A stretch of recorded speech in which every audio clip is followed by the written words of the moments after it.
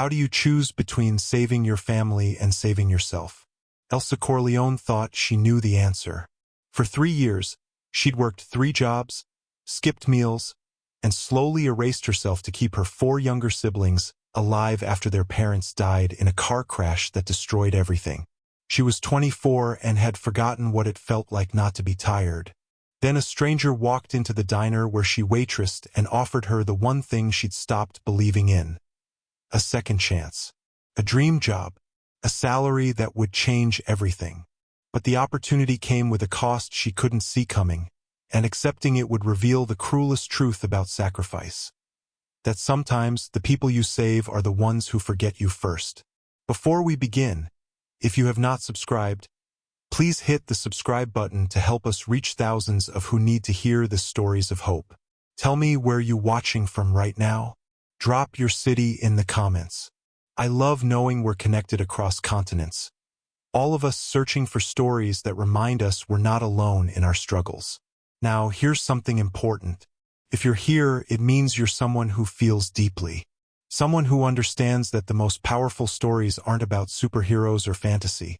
They're about ordinary people doing extraordinary things just to survive. And if that's you, then you belong here. You belong in the ducal family. So if you haven't subscribed yet, I'm asking you now, not as a content creator, but as someone who genuinely wants you to be part of something meaningful.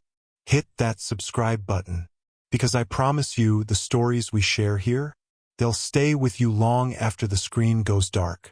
They'll change how you see sacrifice, love, and what it means to be human. Are you ready? Then let me take you back to where Elsa's story truly began. The envelope arrived on a Thursday morning, 6 weeks after the police officer appeared at Elsa's dorm room door with that carefully rehearsed expression of sympathy. Your parents were killed instantly. A semi-truck. Black ice. They didn't suffer. As if the speed of death somehow softened its absoluteness.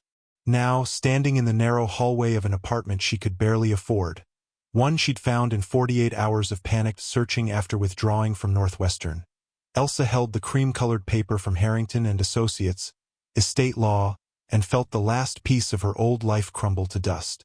Outside, February rain battered the windows with a violence that seemed personal.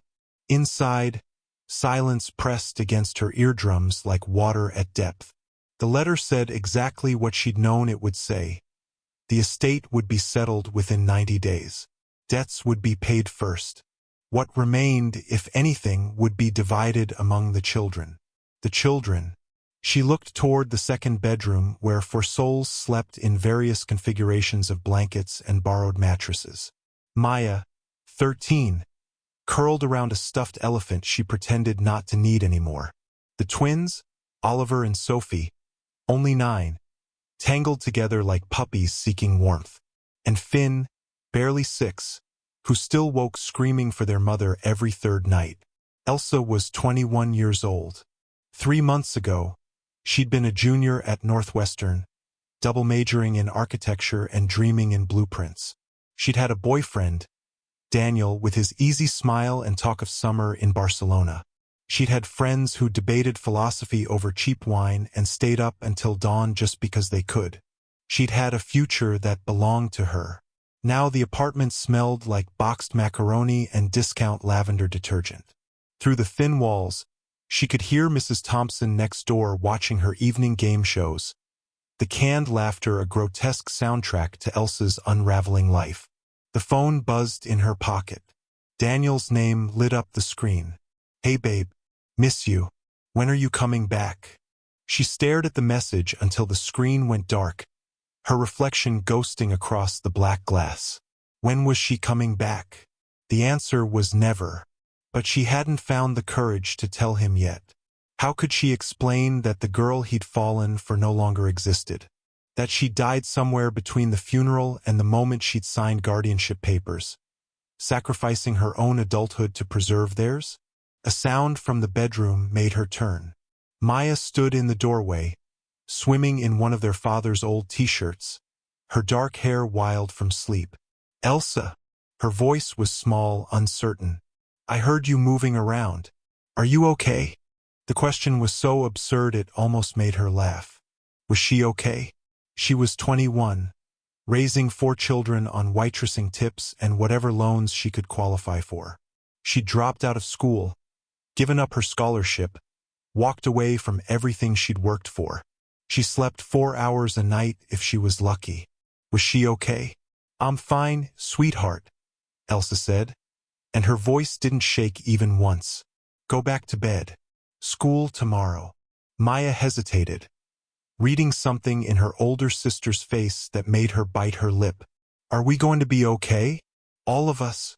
And there it was, the question that haunted every moment, that woke Elsa in the dark hours before dawn, that made her chest feel too small for her heart.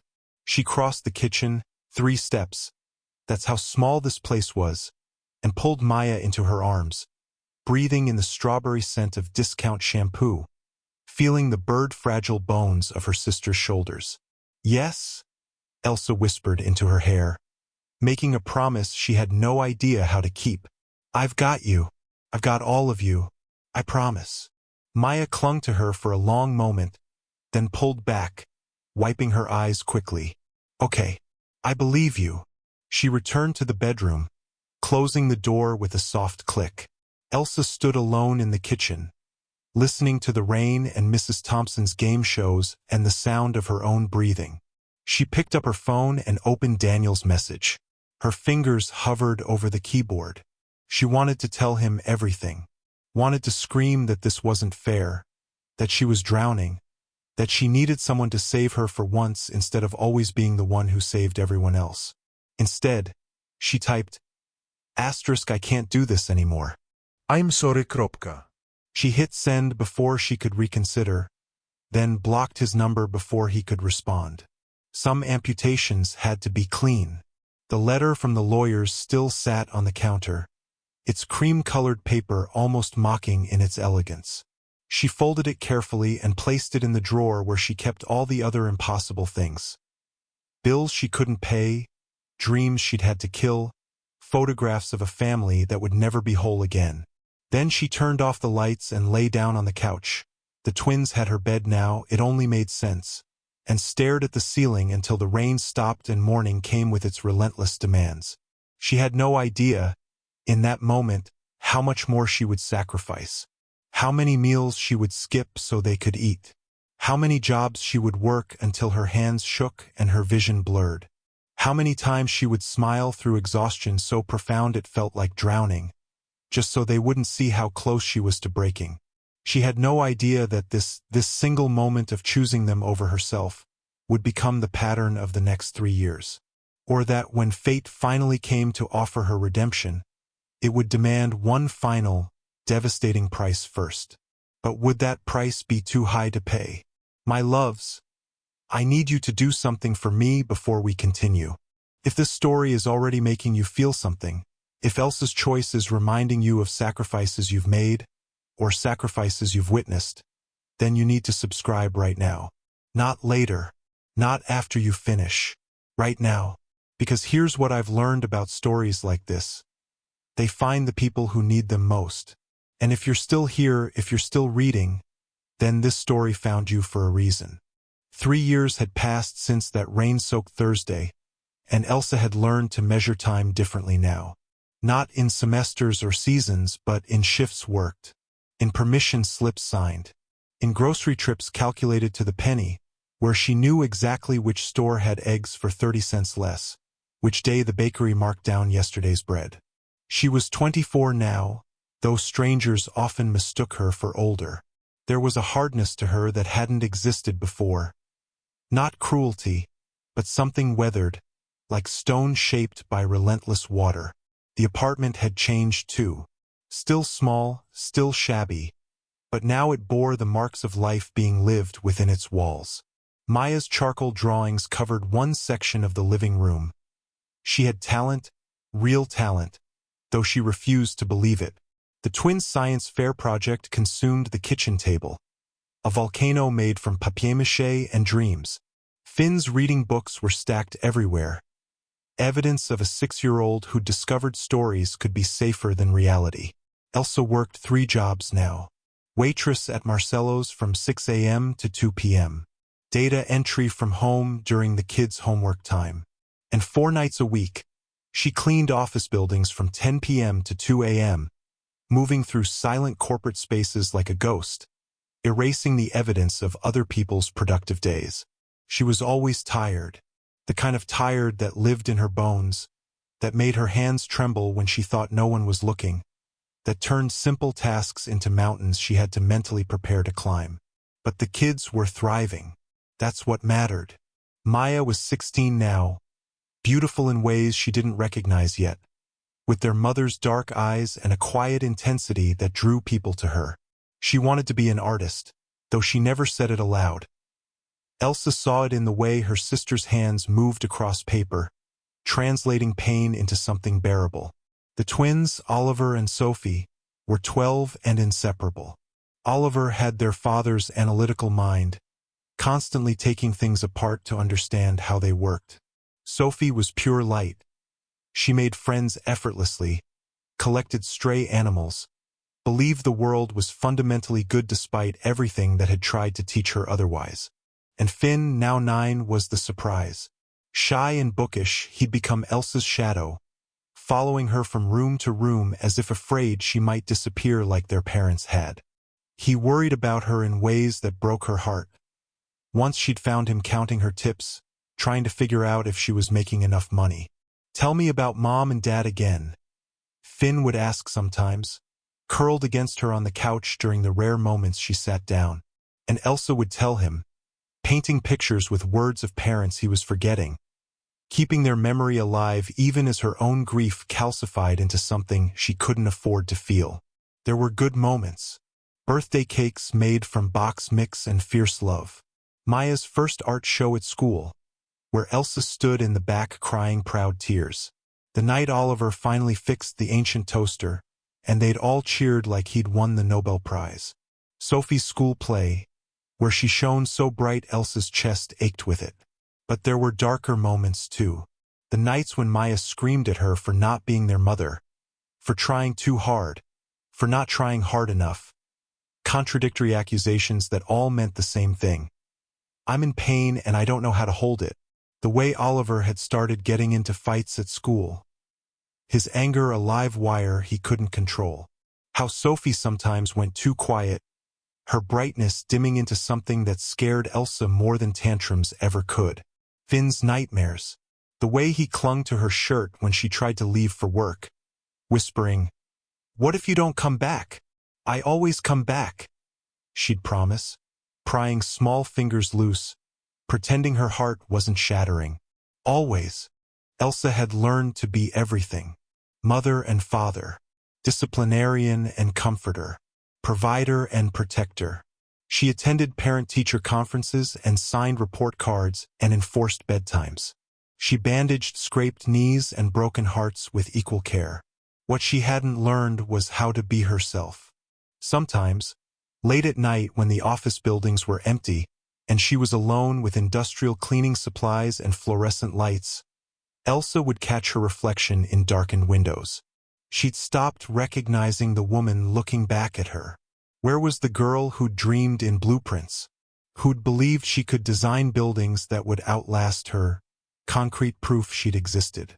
That girl felt like someone she'd read about in a book once, fictional and impossibly distant.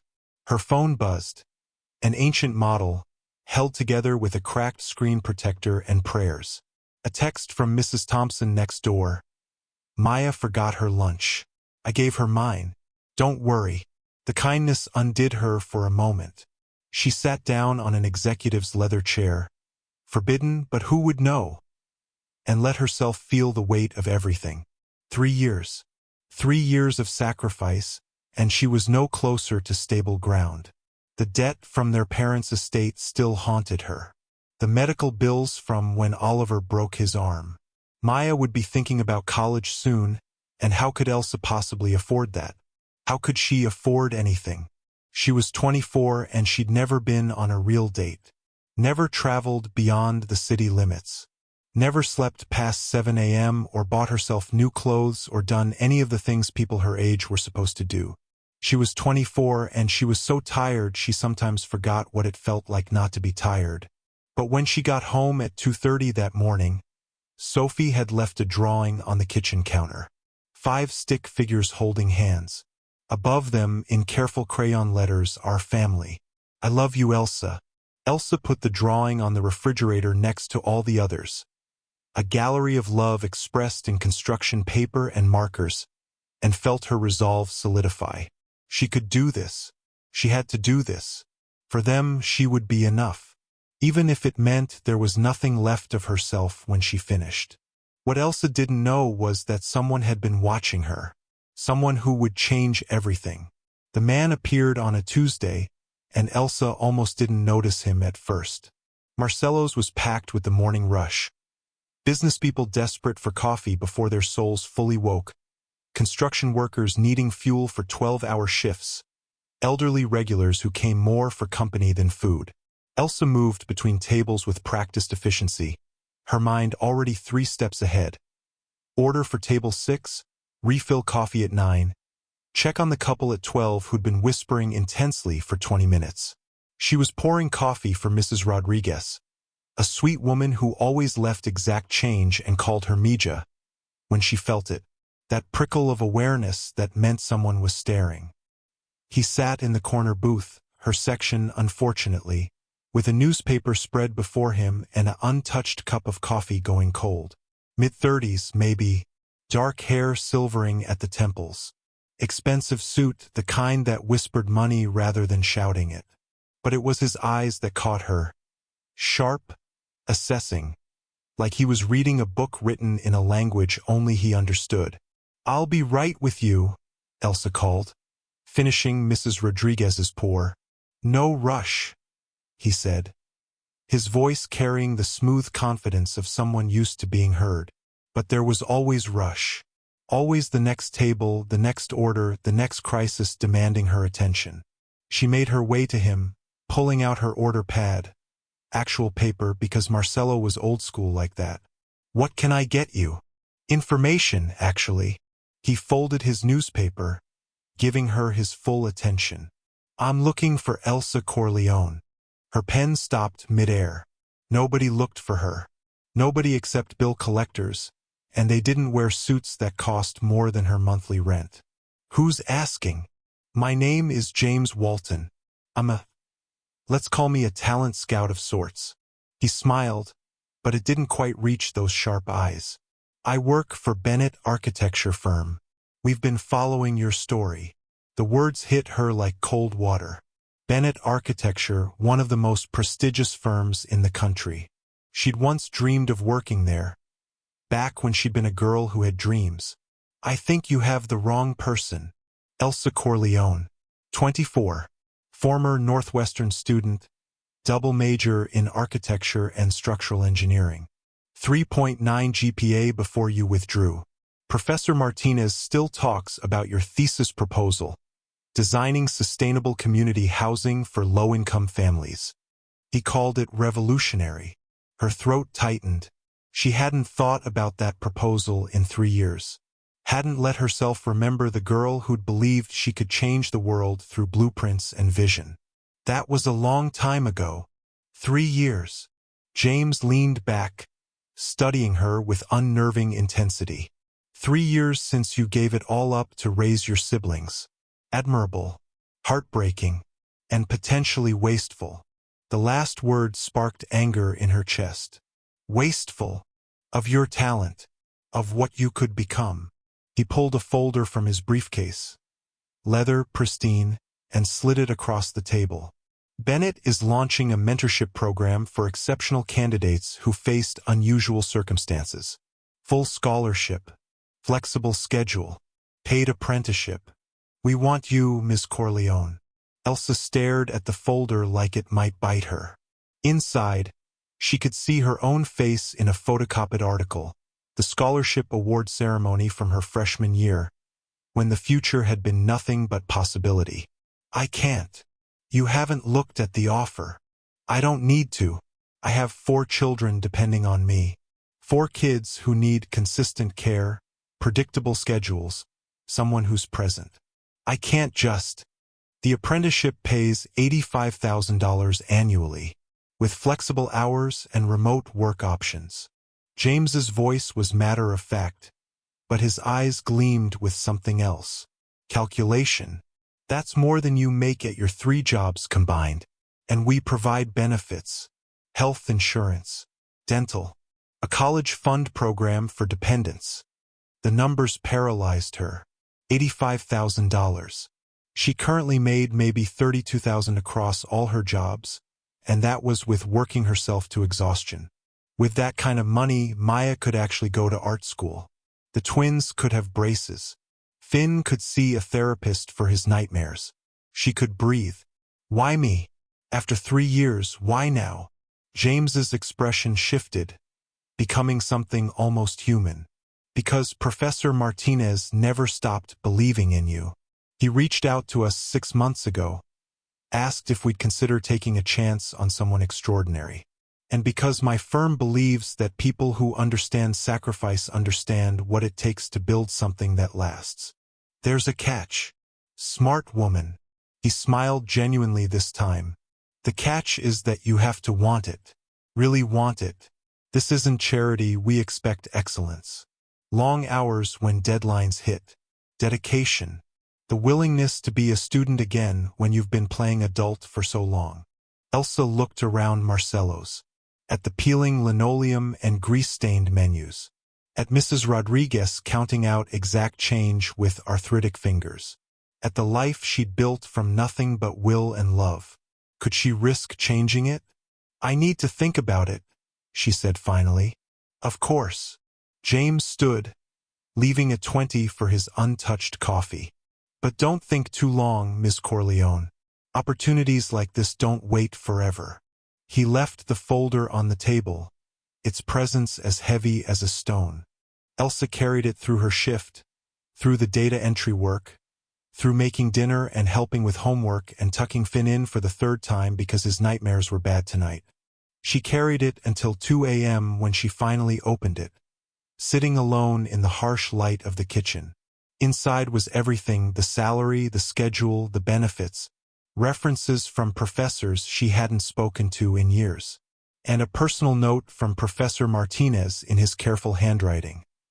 Elsa, some sacrifices honor the dead, but living fully honors them more. Let yourself dream again. She read it 3 times, then pressed her palms against her burning eyes. For the first time in 3 years, Elsa Corleone let herself feel hope. And hope, she would discover, could be the most dangerous thing of all. But accepting this offer would set off a chain of events she couldn't predict, and attract attention she couldn't afford. Elsa said yes on a Wednesday morning, her voice steady even as her hands shook. The transition happened faster than she'd imagined possible. Bennett Architecture didn't just offer her a position. They orchestrated her entire life shift with corporate efficiency that felt both miraculous and slightly terrifying. Within 2 weeks, she'd quit all 3 jobs. Bennett's HR department helped her find a better apartment. Still modest, but with actual bedrooms for everyone and windows that didn't rattle in the wind. They enrolled the kids in better schools nearby. They even arranged for after-school care through a program that made Elsa's throat tight with gratitude. For the first time in 3 years, she slept past 7 a.m. For the first time in 3 years, she felt like maybe she could do this. Really do this. The firm itself was everything she'd imagined and more. Glass and steel rising above the city, floor-to-ceiling windows offering views that made her architect's heart sing. Her desk overlooked the harbor, and sometimes she'd catch herself just staring, unable to believe this was real. James Walton became her mentor, and he was demanding in ways that pushed her past comfortable. He'd critique her designs with brutal honesty, then show her how to make them better. He expected excellence, but he also really saw her, in ways no one had in years. You're thinking too small, he'd say, tapping her draft plans. Stop designing for survival. Design for beauty, for possibility. I've forgotten how, she admitted once. Then remember. His eyes held challenge and something else she couldn't quite name. That's what you're here for. The other architects were mixed. Some welcomed her warmly. Sarah Thompson, a senior designer with kind eyes, took Elsa under her wing immediately. Others were cooler, skeptical of the charity case who'd gotten in through connections rather than the traditional path. But Elsa was used to proving herself, used to working harder than everyone else just to keep her head above water. What she wasn't used to was having time. Time to think. Time to create. Time to remember who she'd been before grief turned her into someone else. The kids adjusted differently. Maya was thrilled. Their new apartment meant she finally had space to paint, and she transformed her room into a studio, covering the walls with charcoal and watercolor. She'd even started dating a sweet boy named Adrian who played guitar and looked at Maya like she hung the moon. "You seem happy," Elsa said one evening, watching her sister work. "I am." Maya glanced up, brush paused mid-stroke. "Because you're happy. Finally." The twins threw themselves into their new school with characteristic enthusiasm. Oliver joined the robotics club and came home every day talking about circuits and code. Sophie made friends instantly, her room becoming headquarters for study groups and giggling girls. But Finn worried her. He'd grown clingy again, following her around the apartment, asking questions that felt like tests. "You're not leaving us, right? You'll be at my school play? Promise you'll always come home?" "I promise," she'd tell him over and over. But the anxiety in his eyes never quite faded. Work intensified as weeks became months. Elsa was assigned to a major project, a community center for a low-income neighborhood, the kind of work that combined everything she'd once dreamed about. James worked closely with her, their late nights at the office becoming routine. "You're brilliant at this," he said one evening, studying her latest revision. They were alone in the office, the city glittering below them like scattered diamonds. "This design, it's not just functional. It's hopeful. It says that people matter, regardless of their income." "That's what architecture should do," Elsa said softly. "Say that people matter." James looked at her then, really looked at her, and something shifted in the air between them. "Elsa." Her phone buzzed. Finn's school. She answered immediately, her heart already racing. "Ms. Corleone?" "Finn had a panic attack during class. He's okay now, but he's asking for you." She was out the door before James could finish whatever he'd been about to say. Finn was small and pale in the nurse's office, his eyes red-rimmed. The moment he saw her, he launched himself into her arms, sobbing so hard his whole body shook. I thought you weren't coming. I'm here. I'm always here." She held him tight, her own tears falling into his hair. "Always, Finn. Always." But driving home, she felt the weight of it settling over her again. The impossible balance. The constant fear that she was failing someone, her siblings, her work, herself. That night, after she'd gotten Finn settled and checked on the others, she found Maya in the kitchen making tea. "He's scared you're going to disappear like Mom and Dad," Maya said quietly. "We all are, a little. This new life, it's good, Elsa. Really good. But it's also different. And different is terrifying when you've already lost everything once." "I'm not going anywhere." "I know. But Finn doesn't. Not really." Maya handed her a cup, their fingers brushing. "Maybe you need to slow down. Just a little. Let us catch up to where you are." Elsa wanted to argue, to say that this opportunity was for all of them, that everything she did was for them. But looking at her sister, 16 now, so wise beyond her years, she realized Maya was right. She'd been so focused on building a better future that she'd forgotten to tend the present. At work the next day, she tried to establish better boundaries. Leave at 5 instead of 8. Take lunch breaks. Stop checking email at midnight. But the project deadline was approaching, and James needed her. The firm needed her. This was her chance to prove she belonged here, that she was more than just a charity case with a sad story. "Stay another hour?" James would ask, and she'd nod, texting the after-school care to keep the kids longer. "Just this weekend?" he'd say, and she'd agree, arranging for Mrs. Thompson to supervise. One more revision? And she'd do it because excellence required sacrifice. She'd learned that lesson too well. The morning she missed Finn's school play because a client meeting ran late, she knew something had broken. She came home to find him in his room, still in his costume. A tree in the school forest, his face blotchy from crying. "You promised," he whispered. "I know. I'm so sorry. I'll make it up to you." "You can't make it up." His voice cracked. "You promised and you lied." Just like... He stopped, but they both knew what he'd been about to say. "Just like Mom and Dad promised they'd always be here." Elsa pulled him close despite his resistance, feeling her carefully constructed world beginning to tremble. She'd thought the opportunity at Bennett was her salvation, a way to give them everything they deserved while reclaiming herself. But what if she'd been wrong? What if chasing her dreams meant losing them in the process? And the choice she'd have to make was rushing toward her faster than she realized.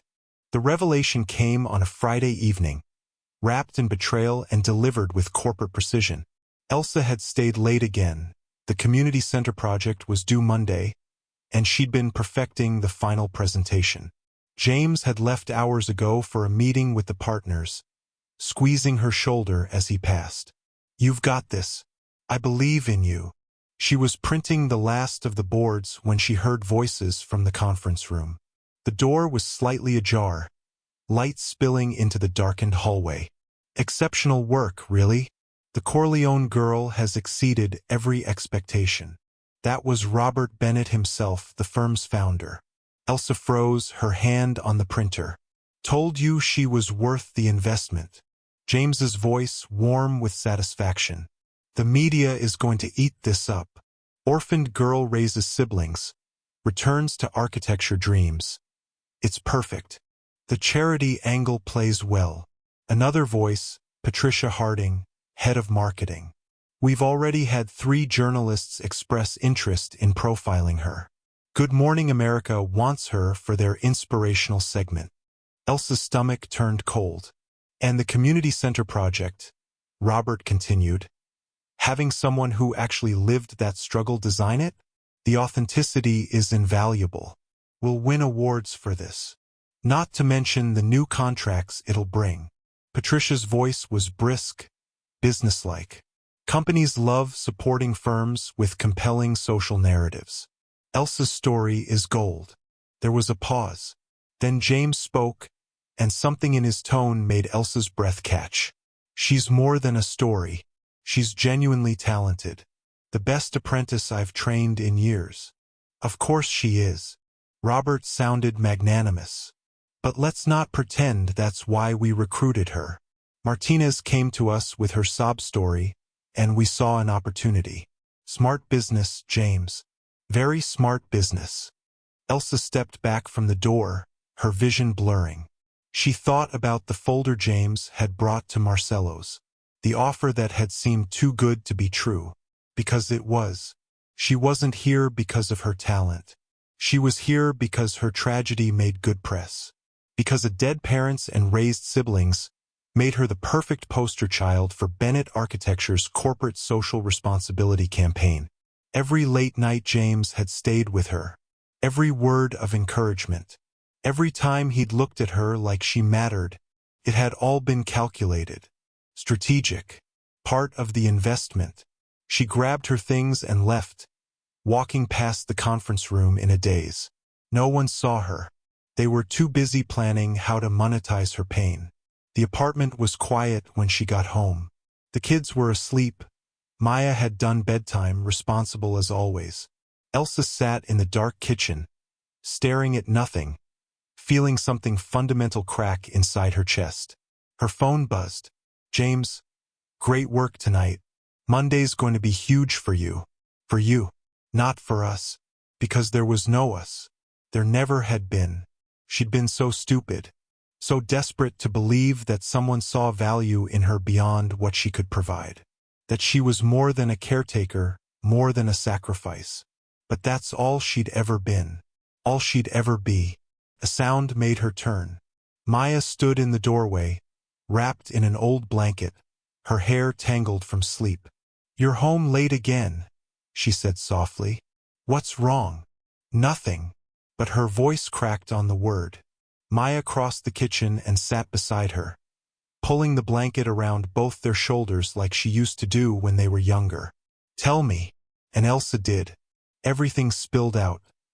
The conversation she'd overheard, the betrayal, the realization that she'd been used, that her suffering had been repackaged as inspiration porn for corporate gain. Maya listened, her hand finding Elsa's in the dark. When Elsa finally stopped, her sister was quiet for a long moment. "So what are you going to do?" Maya asked. "I don't know. Quit, maybe. Go back to waitressing." At least that was honest. Was it? Maya's voice was sharper than usual. "You were killing yourself, Elsa. Working yourself to death because you thought that's what we needed. At least at Bennett, you're killing yourself doing something you love. They don't actually care about me." "So what?" Maya turned to face her. "You think Marcelo cared about you? You think any of those companies you cleaned for at 2 a.m. gave a damn? At least Bennett is giving you a chance to use your brain instead of just your body. But it's built on a lie. They recruited me because of Mom and Dad dying. And you raised us because Mom and Dad died." Maya's eyes were fierce now. "Everything about our lives is built on that tragedy. We don't get to escape it, Elsa. We can only decide what we build from the wreckage." Elsa stared at her sister, this girl she'd raised who somehow had become wise enough to teach her. "James made me feel like I mattered, like I was more than just the girl who gave up everything. Maybe you do matter. Maybe you are talented. Maybe both things can be true, that they recruited you for the wrong reasons but you earned your place through the right ones." Maya squeezed her hand. "Don't let their intentions steal what you've accomplished." But it wasn't that simple. Couldn't be. Elsa spent the weekend in turmoil. Saturday, she took the kids to the park, trying to be present, trying to remember why any of this mattered. Sunday, she sat with her project board spread across the dining table, looking at months of work and wondering if it had ever really been hers. Monday morning arrived too fast. The presentation was scheduled for 10 a.m. Major clients, city officials, potential investors, everyone who mattered would be there. This was supposed to be her triumph, proof that she belonged. Instead, it felt like walking to her own execution. She dressed carefully, the one good blazer she owned, the professional persona she'd constructed over these months. In the mirror, she barely recognized herself. Was she Elsa who raised 4 kids through sheer will? Or Elsa the architect with dreams too big for her borrowed life? Maybe she was neither. Maybe she was just a story someone else was telling. At the firm, James was waiting by her desk, his smile warm and genuine seeming. "Ready to change your life?" She looked at him, this man who'd mentored her, believed in her, or at least performed belief with convincing skill. "James, can I ask you something?" "Of course." "Why did you really recruit me?" Something flickered in his eyes. Guilt, maybe, or calculation about what answer would keep her compliant. "Because you're talented. Please don't lie to me." "Not today." He was quiet for a long moment, and in that silence she had her answer. "The opportunity was real," he said finally. "Everything I told you about your abilities, that was real. But yes, initially your story was part of the appeal. Is that what you want to hear?" "I want the truth." "The truth is complicated. We're a business. We make strategic decisions. But somewhere along the way you stopped being a strategy and became—" He stopped, seeming genuinely flustered. "You became someone who matters. To the firm's bottom line. To me." The words came out rough, unpolished. "Elsa, I didn't plan this. Any of this." She wanted to believe him, wanted it so desperately it ached. But trust, once broken, couldn't be reassembled like a building. The foundations were compromised. I need to think about whether I'm staying, she said. His face paled. The presentation is in an hour.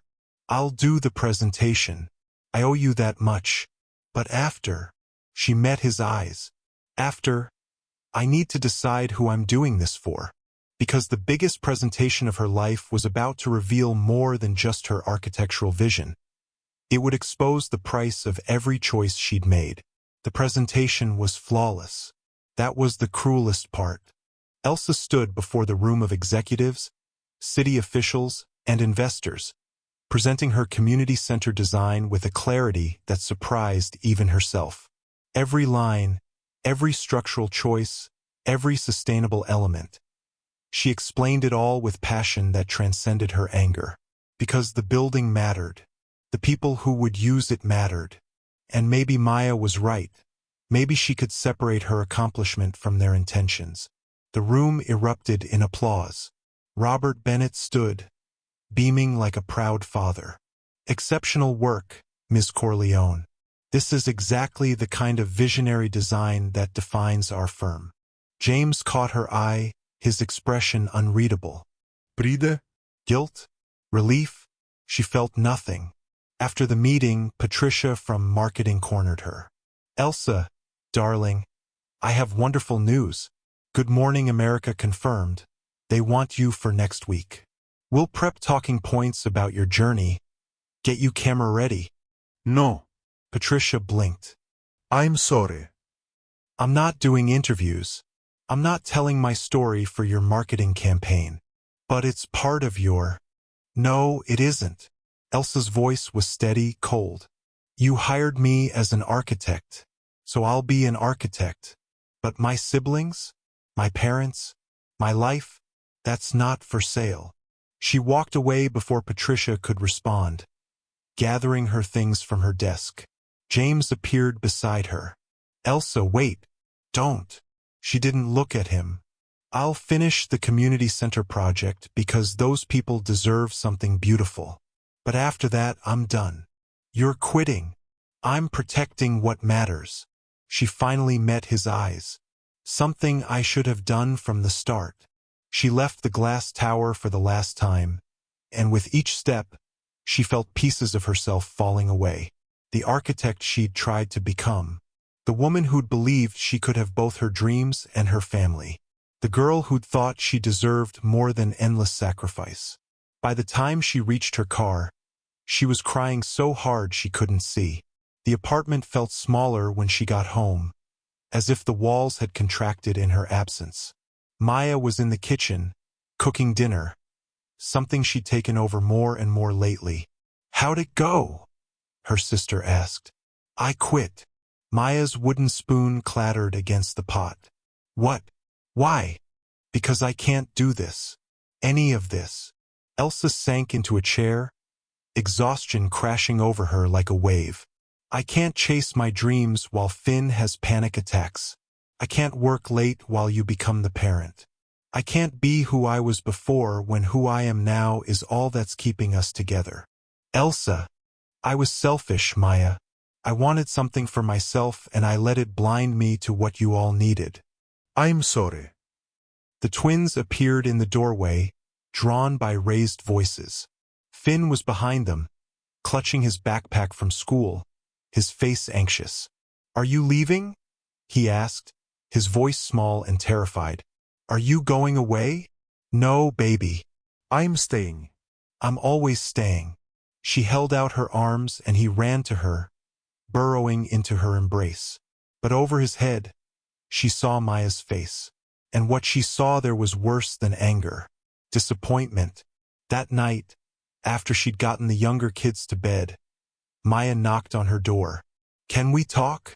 They sat on Elsa's bed, the first real bed she'd had in years, thanks to Bennett's salary. Another thing she'd have to give up now. You're making a mistake, Maya said quietly. I'm choosing you.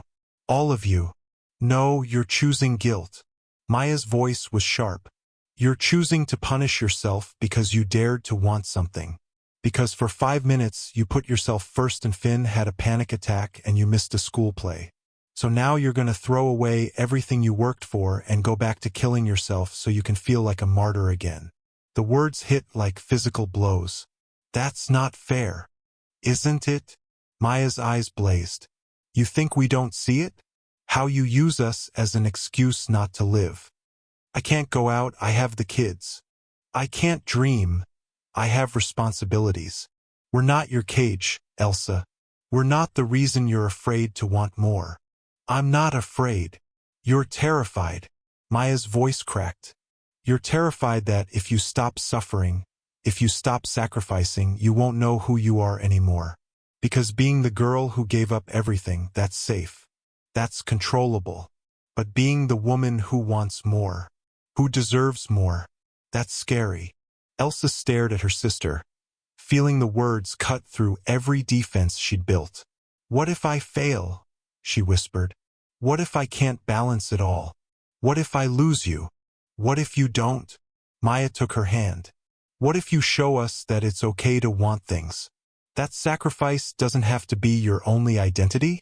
Because right now, Elsa, you're teaching us that love means destroying yourself.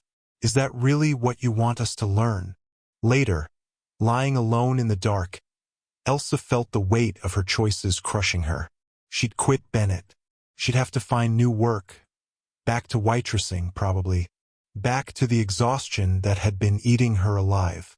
But this time it would be worse. Because now she knew what she'd lost.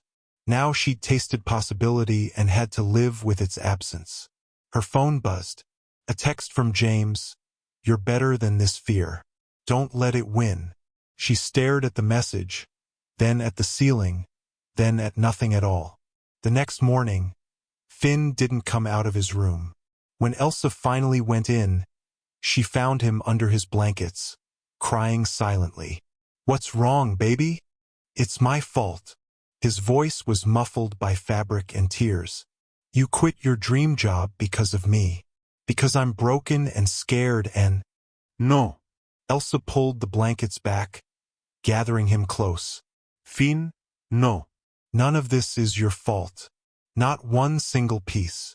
But I made you feel bad about working. I was mean when you missed my play. And you had every right to be upset. She wiped his tears, her heart fracturing. But sweetheart, my choices are mine. Not yours. Never yours. He looked at her with those two old eyes, and she saw her mother looking back. Saw all the grief they'd carried together, all the ways trauma had reshaped them. I don't want you to be sad, he whispered. I want you to be happy, even if it means you're gone sometimes. The words destroyed her. She'd spent 3 years trying to be everything to everyone. She'd sacrificed and struggled and survived. She'd given up her dreams to give them stability. And somewhere in that endless giving, she'd forgotten to show them the most important thing. That she was human. That she could struggle and still be strong. That she could want things and still love them completely. She taught them that love meant erasure. That caring meant disappearing. What kind of legacy was that? That afternoon, she stood in the apartment that Bennett's salary had provided, looking at the life she'd tried to build. The art supplies she'd bought Maya. The robotics kit for Oliver. Sophie's bookshelf overflowing with novels. Finn's nightlight that made stars dance across the ceiling. She'd given them so much, but she'd forgotten to give them the most important thing. Herself. Whole. Happy. Alive. And that realization would either save them all or cost her everything she'd built. The decision came at 3 in the morning, when the apartment was silent except for the hum of the refrigerator and the whisper of her own breathing. Elsa sat at the kitchen table with a notebook, paper and pen like the old days, and wrote down every truth she'd been avoiding. I am afraid. I don't know how to be both. I love them more than my own life. But maybe that's the problem. She stared at the words until they blurred, then picked up her phone. The text to James was simple. Can we talk? Tomorrow? His response came immediately, as if he'd been awake too. My office. 8 Uhr morgens. I'll be there. Morning arrived with pale light and fresh resolve. Elsa woke the kids, made breakfast, and for the first time in weeks, she sat with them while they ate. "I need to tell you all something," she said. For pairs of eyes turned to her. Maya cautious, the twins curious, Finn worried. "I'm going back to Bennett." Finn's face crumpled. "But you said." "I know what I said, and I was wrong." She took his small hand. "I quit because I was scared. Scared of failing you, scared of being selfish, scared of proving that I couldn't do both. But you know what's scarier? Teaching you that dreams are something you have to kill to survive." "So you're leaving us again?" Oliver asked, his voice hard. No. "I'm including you." She looked at each of them. "No more pretending I'm superhuman. No more hiding when I'm struggling. If I'm overwhelmed, I'll tell you. If I need help, I'll ask. And sometimes I might miss things. I might not be perfect. But I'll always, always come back." Sophie tilted her head. "What if we mess up too? Then we mess up together." Elsa smiled, feeling something loosen in her chest. "We're a family. That means nobody has to be perfect. We just have to be honest." Maya met her eyes across the table, and something passed between them. Understanding, forgiveness, hope. "Go talk to James," her sister said softly. "We'll be okay." Bennett architecture looked different in morning light. Less intimidating. More like what it was, a building full of people trying to create something meaningful. James was waiting in his office, coffee already poured. He looked exhausted, like he hadn't slept either. "I'm sorry," he said before she could speak. "For everything. For recruiting you for the wrong reasons. For not being honest about the firm's motivations. For making you feel used. You should be sorry." She sat across from him. "But I'm sorry too. For running instead of fighting. For letting their intentions define my worth. So what now? Now I come back. On my terms." She pulled out a paper. She drafted it at 4 a.m. "No media appearances without my explicit consent. No using my story in marketing materials. My personal life stays personal. And flexible hours that actually mean flexible. Not work from home at midnight. Flexible." James scanned the document, and slowly, a smile spread across his face. "You're negotiating. I'm setting boundaries. There's a difference." "Fair enough." He pulled out a pen. "But I have one condition too." Her stomach tightened. "What?" "Be honest with me. When you're struggling, when the balance is off, when you need help. Tell me. Because despite everything, despite how this started, I care about you. Really care. And not because you're good for business." The words hung between them, vulnerable and true. "I don't know if I can trust that," Elsa admitted. "Then let me earn it back." His eyes held hers. "Let me prove that people can change. That something that starts wrong can become right." She thought about her siblings. About how they'd been forged in tragedy but weren't defined by it. About how Maya had been right. They didn't get to escape what happened, only decide what to build from the wreckage. "Okay," she said finally. "But I'm watching you. I expect nothing less." They shook hands, and it felt like a new beginning. Imperfect, uncertain, but real. The community center project moved forward with Elsa at the helm. But this time, she set boundaries. She worked hard, brilliantly even, but she also left at 5:30 to have dinner with her family. She took Sundays off completely. She learned to say, "I need help," and "I can't do that." The firm adjusted. The world didn't end. Finn's therapist, another benefit she'd negotiated, helped him work through his abandonment fears. Slowly, the panic attacks lessened. He started sleeping through the night. Maya's art was accepted into a youth exhibition. Adrian, her boyfriend, turned out to be genuinely kind. She bloomed like something finally given enough light. The twins thrived in their new school. Oliver won a robotics competition. Sophie started a book club that met in their apartment, filling the space with laughter and teenage drama. And Elsa? She was learning something revolutionary, that she could be good at her job and good at loving her family. That excellence didn't require martyrdom. That wanting things for herself didn't make her selfish. It made her human. 3 months after her return, the community center broke ground. The ceremony was covered by local news, and yes, they mentioned her story. But this time, when reporters asked about her journey, Elsa's answer was different. "I learned that sacrifice and self-care aren't opposites," she said. "That you can love people completely while also loving yourself. That family isn't about one person carrying everything. It's about carrying each other."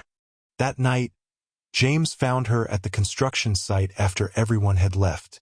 The foundation was poured, strong and true, ready to hold up everything they'd build upon it. "You did it," he said quietly. "You're actually doing it, the impossible balance. Some days better than others." She smiled. "But yeah, I think I am." He moved closer and she didn't step away. "Elsa, I don't." She held up a hand. "Not yet. I'm still learning how to trust this. Trust you. Trust that I deserve good things."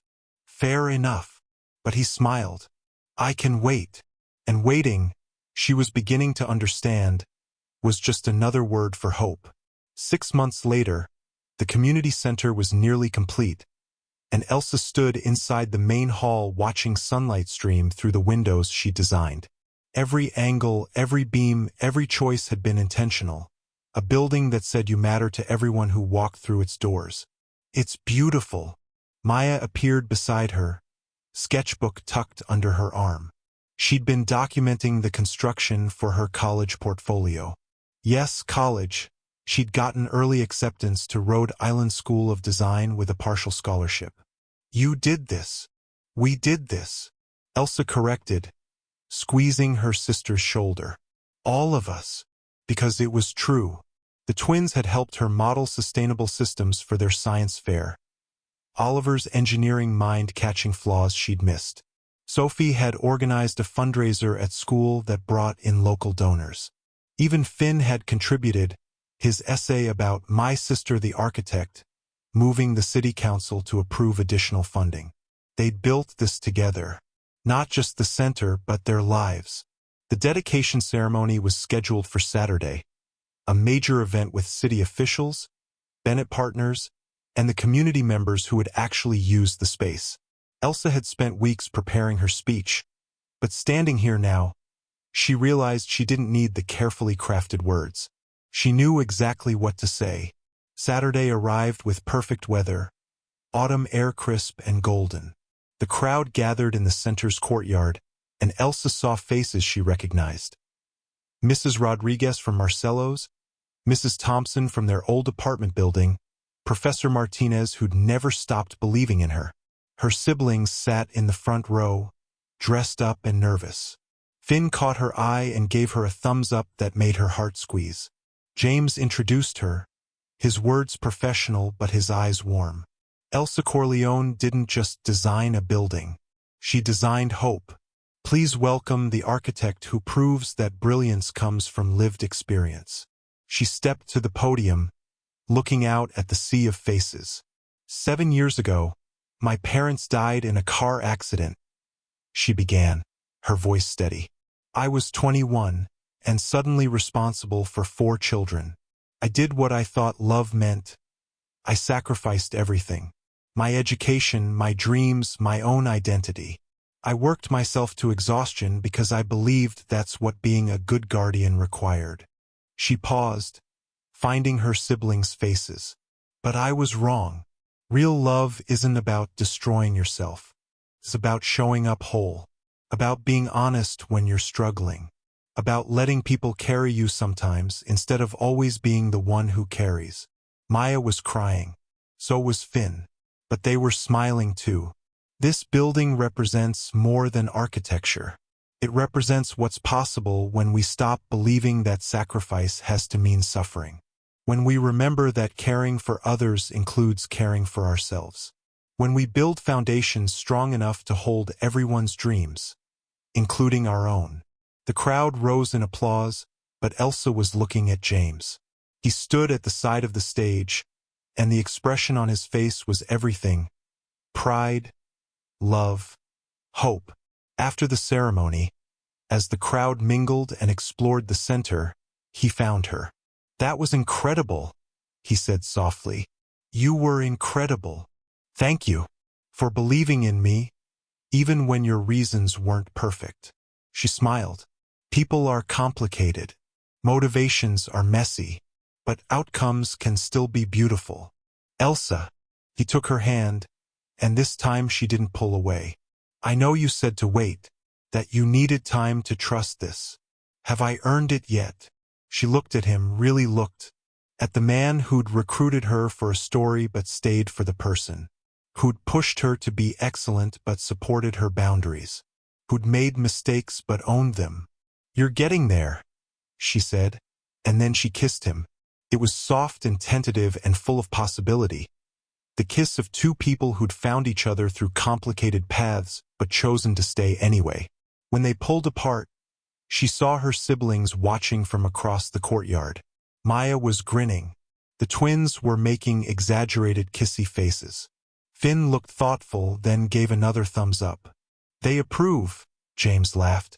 "They better. They're stuck with you now."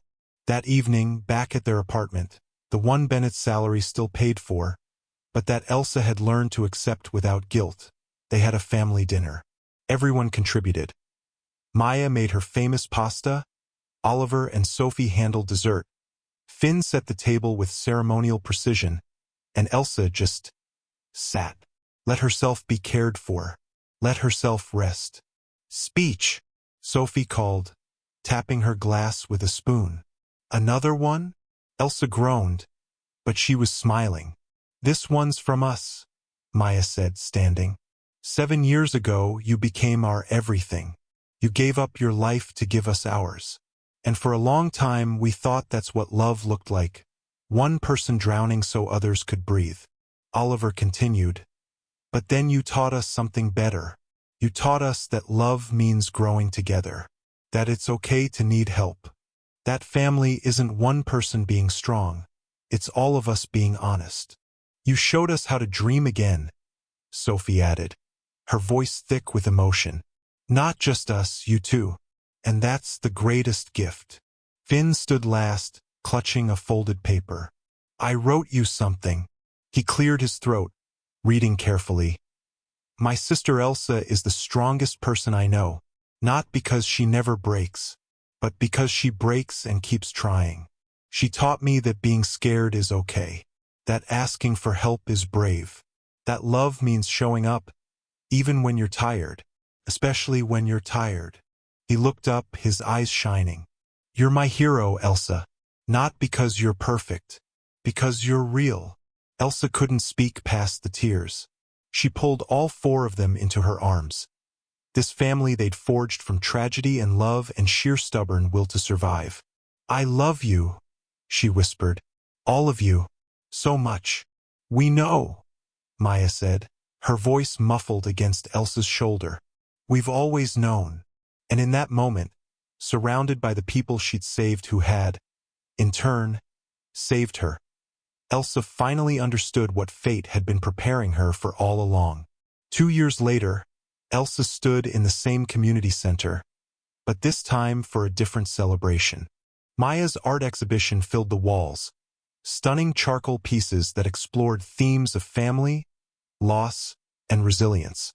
Her sister, now 19 and thriving at RISD, had returned home for the opening.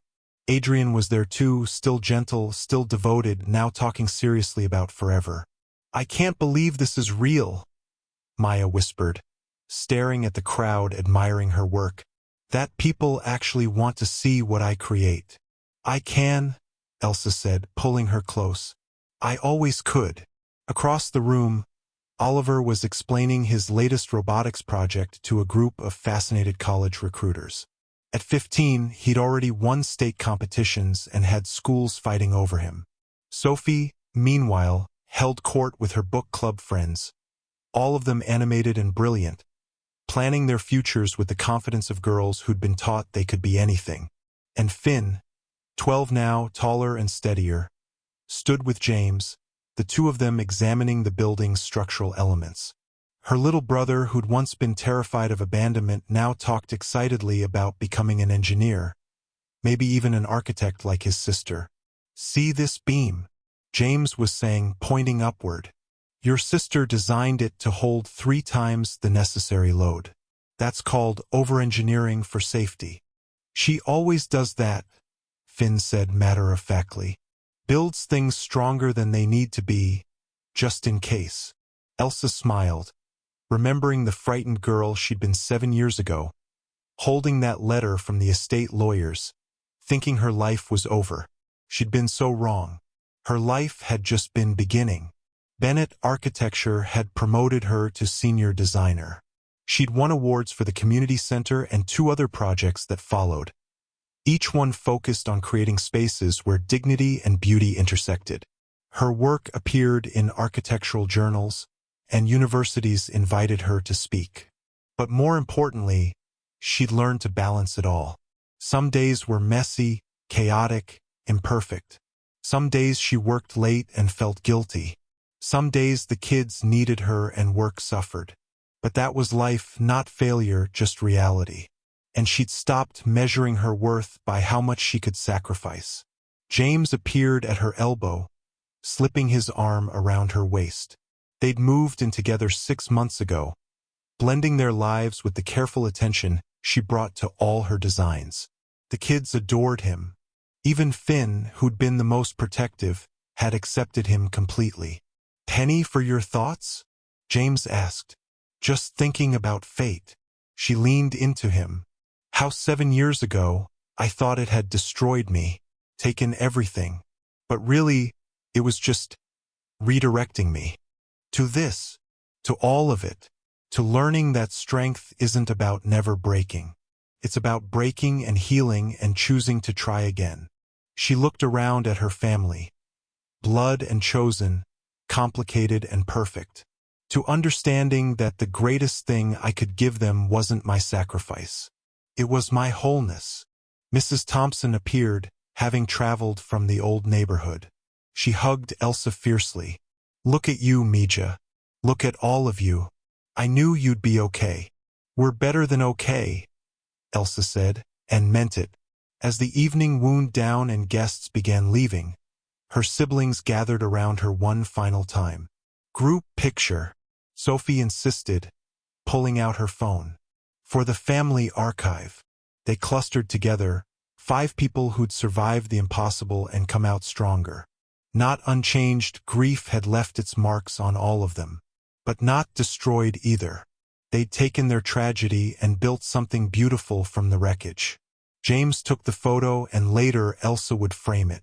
Would put it beside the old family photo of her parents, creating a visual timeline.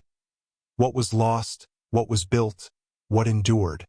That night, after everyone had gone home and the center was dark, Elsa stood alone in the main hall one last time.